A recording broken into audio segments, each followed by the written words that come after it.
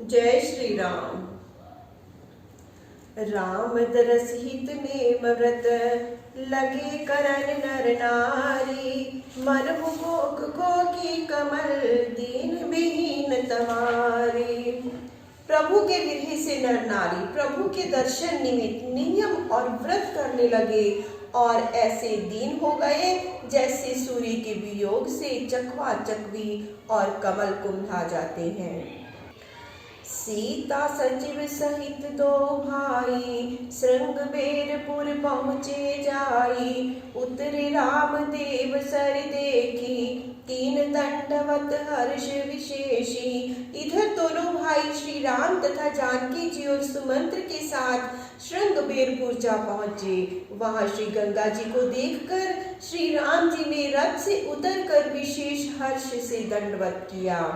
लखन सचिव सिय किए प्रणामा सबई सहित सुख पायु रामा। गंग सकल मुद मंगल मूला सब सुख करनी हरणी सब सूला।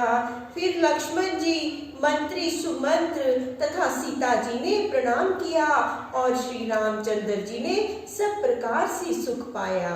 श्री गंगा महारानी सर्व सुखदानी आनंद मंगल की मूल और समस्त शूल को हरने वाली है। कहीं कहीं कोटिक कथा प्रसंगा राम बिलो कही गंग तरंगा। सचिव ही अनुज ही प्रिय सुनाई विविध नदी महिमा दिखाई। इस प्रकार गंगा संबंधी करोड़ों कथाएं कहते हुए श्री रामचंद्र जी गंगा की तरंगों को देखने लगे। फिर उस देव नदी की अधिक महिमा को मंत्री सुमंत्र लक्ष्मण और प्रिया सीता जी को सुनाने लगे। मज्जन कीन पंत श्रम गयो सुचि जल पियत मुदित मन भयो। सुमृत जाहि मिटई श्रम भारो ते श्रम यह लौकिक व्यवहारो। फिर स्नान कर श्रम रहित हुए और पवित्र जल पीते ही मन प्रसन्न हो गया। जिन रामचंद्र का स्मरण करते ही संसार का श्रम भार मिट जाता है उनका यह लौकिक व्यवहार है। शुद्ध सच्चिदानंदमय कंद भानुकुल केतु चरित करत नर अनुहरत संसृत सागर सेतु। श्री रामचंद्र जी शुद्ध सच्चिदानंदमय और संसार के सेतु होकर भी मनुष्यों के समान चरित्र कर रहे थे कि जिससे जीवों को संसार सागर पार करने में कठिनाई ना हो। यह सुधि गुह निषाद जब पाई मुदित लिए प्रिय बंधु बोलाई। लिए फल फूल भेंट भरी भारा मिलन चलो ही हर्षियों पारा। उधर जब निषाद राजगुह को समाचार मिला तो वे प्रसन्न होकर अपने प्रिय बांधवों के सहित रामचंद्र से भेंट करने के लिए फल मूल टोकरी में भरकर अपार हर्ष के साथ मिलने चला। करी दंडवत भेंट धरि आगे प्रभु ही बिलोकत अति अनुरागे। सहज स्नेह विवश रघुराई पूछी कुशल निकट बैठाई। निकट पहुंचकर भेंट आगे रखकर अत्यंत प्रेम से श्री रामचंद्र जी को दंडवत कर उन्हें देखने लगा। उसके सहज स्नेह के विवश श्री राम उसको अपने निकट बैठाकर कुशल समाचार पूछने लगे। नाथ कुशल पद पंकज देखे भयो भाग भाजन जन लेखे। देव धरणी धनु धाम तुम्हारा मैं जनु नीच सहित परिवारा। निषाद ने कहा कि हे नाथ आपके चरण कमलों का दर्शन करने से मैं आज भाग्यशाली हुआ। हे देव यह पृथ्वी धन और घर आपका ही है। मैं तो सुकुटुंब आपका तुच्छ सेवक हूँ। कृपा करे पुर धारे पाओ थापियो जन सब लोग सिहाओ। कहियो सत्य सब सखा सुजाना मोहि दीन पितु आए सुहाना। अतः आप कृपा कर इस नगर में पदार्पण कीजिए और मुझे अपना सेवक स्थापित कीजिए जिससे सब लोग मेरे भाग्य की बढ़ाई करें। तब रामचंद्र जी ने कहा कि हे चतुर सखा आपने सब सत्य कहा किंतु मुझे तो पिताजी की दूसरी ही आज्ञा है। बरस चारि दस मास वन मुनि वृत वेश आहारो।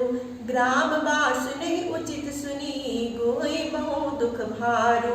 उसके अनुसार मुझे मुनियों के समान व्रत वेश भोजन करते हुए 14 वर्ष तक वन में वास करना चाहिए और ग्रामों में जाना निषेध है। श्री रामचंद्र जी की यह बात सुनकर गुह को बड़ा दुख हुआ। राम लखन सिय रूप निहारी, कहीं से प्रेम ग्राम नर नारी। ते भी तुम मात कहूँ सखी कैसे, जिन पठई वन बालक ऐसे। तब श्री रामचंद्र जी लक्ष्मण और सीता जी का रूप देखकर ग्राम के स्त्री पुरुष प्रेम सहित कहने लगे कि हे सखी, भला कहो तो भी माता पिता कैसे हैं जिन्होंने ऐसे बालकों को वन में भेज दिया। एक कहीं भल भूपति कीना, लोयन लाहू हमी विधि दीना। तब निषादपति उर अनुमाना, तरुषि सुप मनोहर जाना। कोई कहती कि राजा ने भी बहुत अच्छा काम किया, जिससे विधाता ने हमको नेत्रों का लाभ दिया। उसी समय निषाद राजगुह ने अपने मन में विचार किया तो उसे ठहरने के लिए अशोक का वृक्ष उत्तम जान पड़ा। ले रघुनाथ ही ठाव दिखावा, कहूँ राम सब भांति सुहावा। पुरजन कर जोहार घर आए, रघुबर संध्या करण सिधाए। वह श्री रामचंद्र जी को साथ लेकर वहां पहुंच स्थान दिखाकर कहने लगा कि ये सब प्रकार से सुंदर है। पुरवासियों ने जुहार किया और लौट आए। श्री रामचंद्र जी संध्या वंदन करने लगे। गुसवारी सांथरी डसाई, कुस किस लय मय मृदुल सुहाई। सुज फल मूल मधुर मृदु जानी, दोना भरी भरी राखी सिपानी। इतने में निषाद राजगुह ने कुश और कोमल पत्तों को बहुत संभाल के एक सुंदर शैया बनाई और जिन मूल और फलों को पवित्र मधुर और कोमल जाना, उन्हें दोना में भर भर कर रखा। सिए सुमंत्र भ्राता सहित, कंद मूल फल खाई। सैन कीन रघुवंश मणि, पाई पलोटत भाई। इस प्रकार रघुवंश मणि श्री रामचंद्र जी ने सीता सुमंत्र और लक्ष्मण जी सहित कंद मूल फल खाकर शयन किया और लक्ष्मण जी पांव दबाने लगे। उठे लखनऊ प्रभु सोवत जानी, कही सचिवई सोवन मृदुवानी। कछुक दूरी सजीबान सरासन, जागन लगे बैठी भीरासन। फिर प्रभु रामचंद्र जी को सोया जानकर लक्ष्मण जी उठे और मंत्री से मीठी वाणी द्वारा बोले कि तुम भी सो जाओ, और स्वयं धनुष पर बाण चढ़ाकर कुछ दूर वीरासन में बैठकर जागरण करने लगे। गुह बुलाई पाहरु प्रतीति, ठाव ठाव राखे अति प्रीति। आप लखन वहीं बैठे जाई, कटी भांति सर चाप चढ़ाई। साथ ही निषाद ने भी अपने विश्वासी पहरेदारों को बुलाकर उनको जगह जगह पर तैनात कर दिया और स्वयं कमर में तरकस और हाथ में धनुष चढ़ाकर लक्ष्मण जी के पास बैठा। सोवत प्रभु निहारी निषादु, भई प्रेम बस हृदय विषादु। तन पुलकित जन लोचन बही, वचन सुप्रेम लखन सन कही।